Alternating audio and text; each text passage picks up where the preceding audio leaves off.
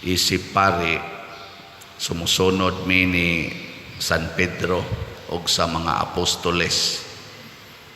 Nasa tong unang pagbasa nga paghumag wali ni San Pedro, murag wa to'y gamit-gamit og microphone. Adto kunong adlawa 3,000 ang nadugang nga mga magtotoo.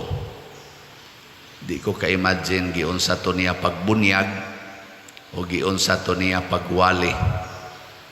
3,000 god. Daghan na asa ka naabot o ganhi pa na dinhi katagon, asa ka naabot ang 3,000. Kutob tibok na tong grounds, abot pa tingali dito, di pa napaigo. Ay nun, og dasokon jud kayo, so tingali din niya tong grounds nya why microphone. Imagine ninyo, epektibo pa ka nang isulti sa tao, why microphone? Nya humag niwali pag yun, mura bag kaning aton naman tayo pre-Jordan, kanang pre-Jordan ba?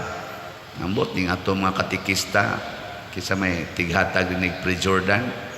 Minaw ko, inyong walihan diha kada pre-Jordan, may lagkaabot siguro nag 100. Usahay, daghan lagi ng 100. Ang uban gani, di naman gani maminaw. Sige naman lagtabi-tabi, sige text-text, cellphone. Kadto 3,000. Di na to ma-imagine, oy. Nya gibunyagan dayon.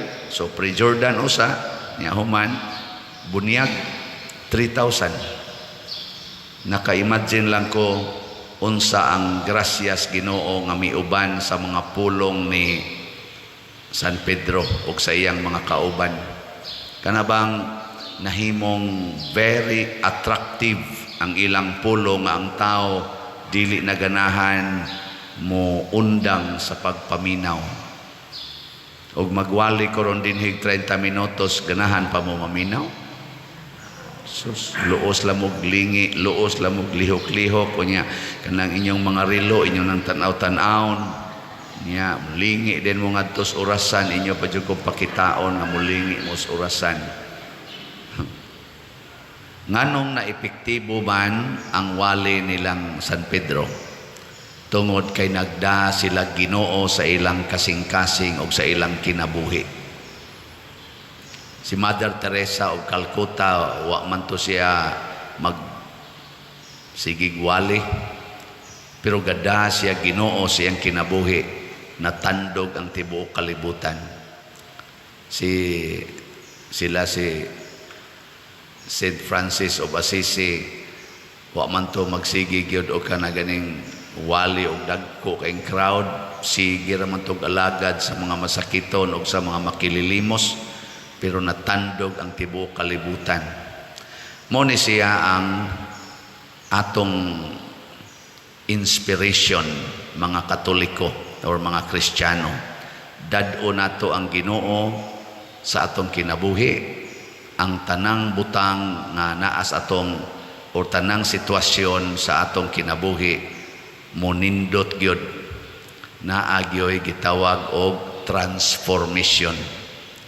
Daghan makitag mga debosyon karon, naay Holy Face, naay sa panang uban Alliance of Two Hearts, Divine Mercy, karong umaabot Domingo, Second Sunday, Divine Mercy, Legion of Mary. Daghan kayo mga debosyon. Pero pangutan-an ang mga nagdebosyon, nagda ba sila Ginoo? Naa kay Ginoo. Maningil man lang gyapon utang, mukihar man gyapon sa dili makabayad sa utang, igihan mangyapong kay mga utlanan, masuko magkuhaon ang ilang mga tanom, ang bunga sa ilang tanom, masuko man. Naagani na natong kahakog, naapa na natong kasina, naapa ng linibakay, na way kapuslanan. Liwat rata ato mga Hudiyo nga wa mudawat ni Kristo nga siging adtos templo, siging hapa-hapa dito, siging puasa, siging offer anang ilang mga offerings para sa Ginoo, pero way Ginoo ang kasing-kasing. Karon unsaon man nato pagsiguro nga naay Ginoo atong kasing-kasing? Kibaw mo. Magsige tag rosaryo. Tingali. Sige tag chaplet. Tingali. Sige tag basa ng tisira sa Legion of Mary. Tingali. Pero di pa na siya assurance. Sa mga pinaka-assurance, kanang mahimong number 1 nga gipangita nimo kada adlaw ang Ginoo. Kada bang di ka muundang og pangita hangtod imo siyang makita diha anang adlaw. Muna nahitabo ni Maria Magdalena diri sa atong unang pagbasa sa atong ebanghelyo. Naghilak na gud siya nga nangita sa Ginoo. Ambot pila ka buk nato nga muhilak yung di ka kita Ginoo. Muhilak noon og wa nay cellphone, mga batanon karon, wa nay cellphone, wa nay load, hilak. Wa nay TV, labi na kanang smart TV gyud. Muhilak oy. Ngita gyud. Ngayo paspari usahay palit og TV. Di ba? Okay, mo'y gipangita. Hasta pare, ngita gyapon kolekta. Hilak bagway kolekta. Paita di kinabuhi, sige tag dupa-dupa, watay agi. Pero di mangita Ginoo. Kano, lingi ako na imong tupad. Nanana kay Ginoo diya. Okay. Anay Ginoo? Mailhan mo na nimo ang naay Ginoo. Ang sabay mga timailhan. Mawa ang kahadlok. Kanang din agyod mahadlok. Sinang kasi Maria Magdalena nagsigig hilak dito sa lubnganan, nya tuwa dito mga gwardya nga nipatay ni Jesus. Wa gid siya mahadlok nga basig isunod siya patay. Dito siya nangita. Wa na siya kahadlok. Sila si San Pedro nanguaman to, nanabon man to sila sa ilang mga pultahan katong ilang mitinganan. Pagsud sa Ginoo diha nila silang kinabuhi, giablihan nila ang pultahan, nagsangyaw na in public. Sa una magtago-tago, karon mo sangyaw na. Kamo, wa na mo'y kahadlok.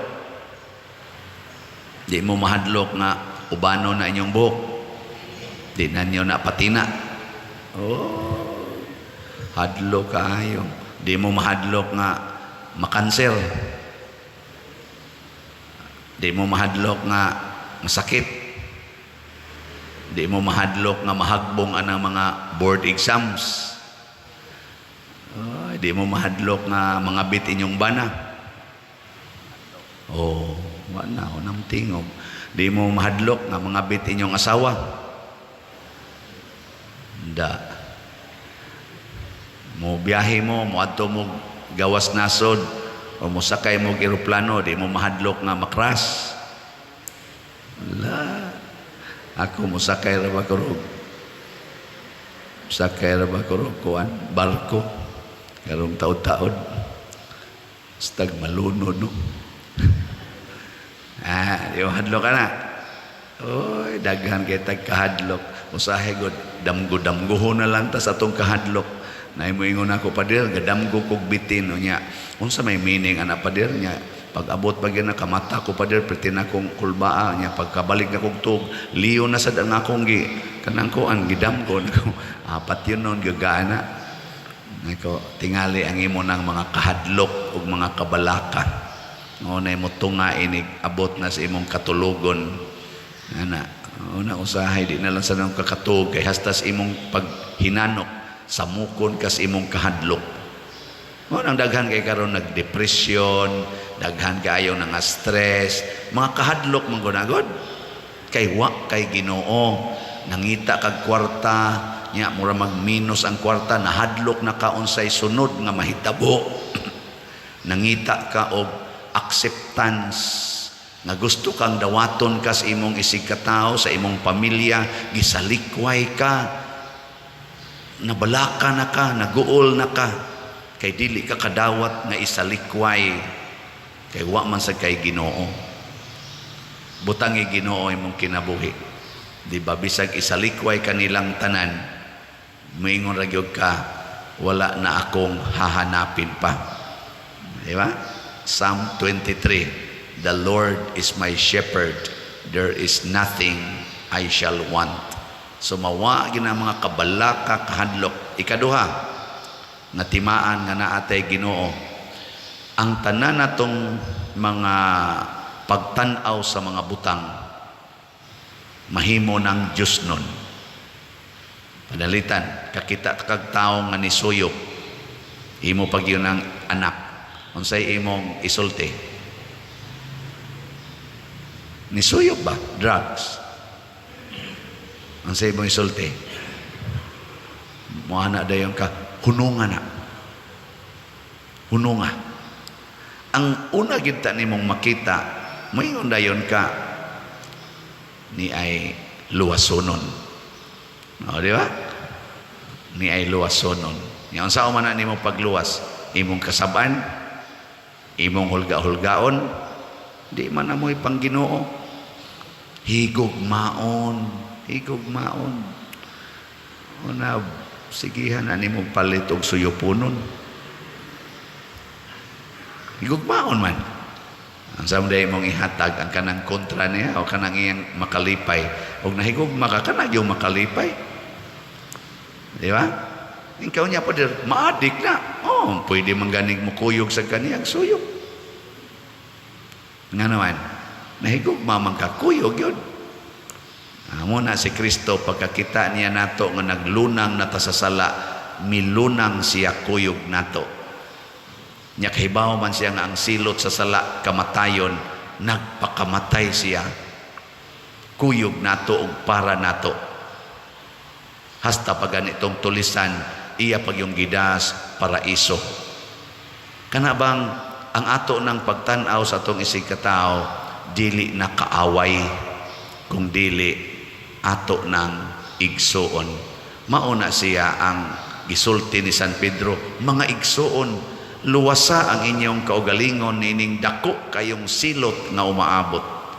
Kada bang maluoy kas tao nga nakasa, nanglitan ka nang niilog sa imong yuta, gipapahawa pagyug ka sa imong lugar nga gipuy-an, kaya ang imo tax decra imong ikuptan, ang iya title nga iya day kuralon, no trespassing, private property. Unsa imong bation anang tawhana? Gilingi ay imong tupad. Ning naog anaon ka unsa imong bation? Ilogon ba imong yuta? Unsa man, masuko kaniya o maluoy? Masuko no, awa pa kay Ginoo. Awa pa kay Ginoo. Pero maluoy kaniya kay tungod impiernohono na siya tungod sa iyang kahakog, maluoy ka kana na kay Ginoo. Kay ang imong pananaw sa imong palibot Diyos nun. Nanabang ang imong matang gigamit ba Diyos nun? O nyarog ingnon kaspari, palit mog slat. Sa may imong bation. Malipay o hasulan? Lipay? Eling niya imong tupad na malipay ka nang sige palit og slat. O malipay ka, congratulations, na kay Ginoo. Pero di kay ka malipay, hasulan ka, sige, pahinomdom ang slatoy. Yawanon ka. Anya, katapusan, unsa may timailhan nga naa na tay Ginoo, excited kay itang mamatay. Di na jud ka mahadlok mamatay. Excited kang mamatay. Nga naman, ganahan kang mo experience anang gitawag og resurrection. Kana bang inig kamatay nimo igsunod nimong tan-aw, it's a new world, the world of happiness. Wa nay mga batig naong didto, wa nay mga batig batasan, wa na didto yung mga kagubot, way gubat. It's a beautiful world. Aninduta ka na, no? Excited mo? Sige, katapusang lingi. Tingna, okay ra nimo kakita na kag Ginoo ugma. Ah. Ugma na ba? Ugma. Ay, maingon ka, ikaw lay una, simbak ko lang. Manggunit pa kita ba? Manggunit pa kita ng kalibutan na awa pa kay Ginoo, anak.